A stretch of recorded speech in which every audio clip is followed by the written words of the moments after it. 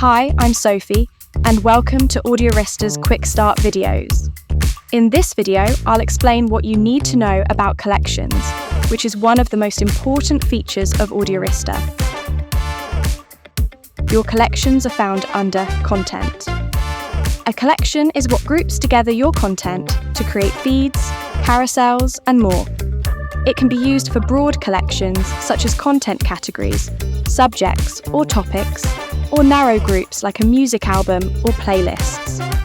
There are two types of collections, manual and dynamic. Let us start by taking a look at creating a manual collection. Click on Add Collection and select Manual. Then edit this collection's information, and the most important fields to fill out are name and description. For more details on other fields, you can always check out the Help Center. Then search for titles you want to add to this collection and select them. You can then reorder the titles by dragging and dropping them. And remember to upload your artwork for the collection.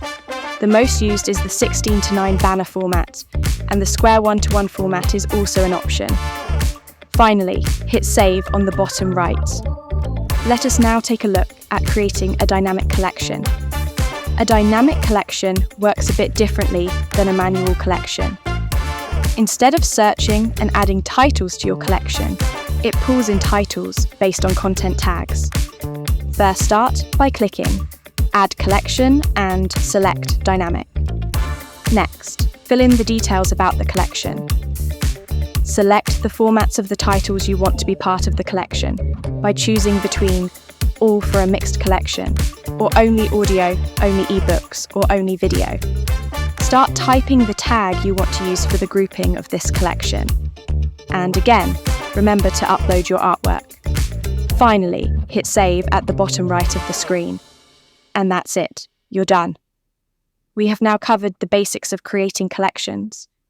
Feel free to start creating your own collections on Audiorista. And if you need more info, please visit the Help Center.